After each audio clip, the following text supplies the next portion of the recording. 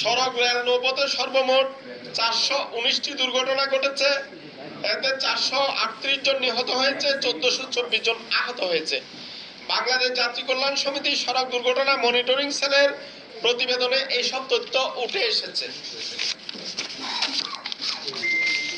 যাত্রী কল্যাণ সমিতির পর্যবেক্ষণে দেখা গেছে এবারের ঈদে লম্বা ছুটি থাকার লক্ষ্যমাত্রার চেয়ে 20% মানুষের বেশি যাতায়াত হয়েছে।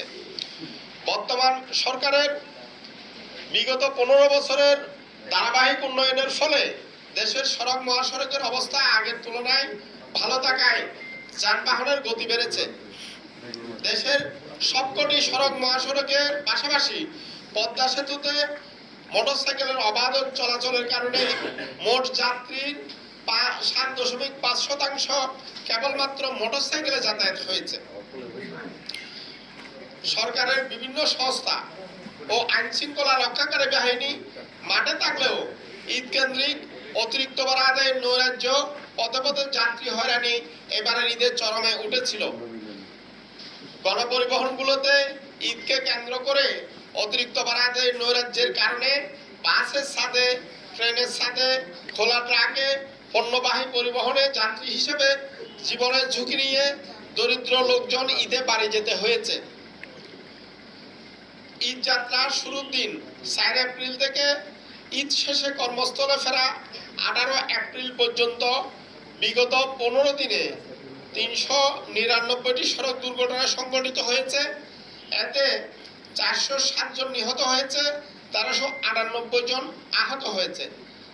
বিগত 2023 সালে ঈদুল ফিতরে 304টি সড়ক দুর্ঘটনা সংঘটিত হয়েছিল। এতে 328 জন নিহত হয়েছিল, 565 জন আহত হয়েছিল। বিগত ঈদুল ফিতরের সাথে তুলনা করলে এবারের ঈদে সড়ক দুর্ঘটনা 31.25%, প্রাণহানি 24.08% এবং আহত 147.43% বেড়েছে। প্রতিবেদনে দেখা গেছে বরাবরের মতো এবারও দুর্ঘটনার শীর্ষে রয়েছে মোটরসাইকেল।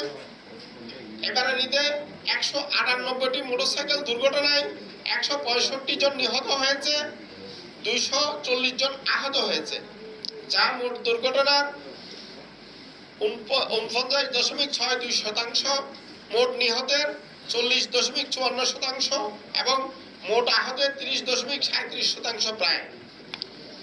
একই সময়ে সড়কে দুর্ঘটনায় আক্রান্ত 87 জন চালক, 31 জন পরিবহন শ্রমিক, 40 জন পথচারী, 75 জন নারী, 47 জন শিশু, 27 জন শিক্ষার্থী, 8 জন আইন শৃঙ্খলা রক্ষাকারী বাহিনীর সদস্য, 4 জন শিক্ষক ও 1 জন রাজনৈতিক দলের নেতা, 1 জন বীর মুক্তিযোদ্ধা, 2 জন চিকিৎসকের পরিচয় সংবাদপত্রে প্রকাশিত হয়েছে।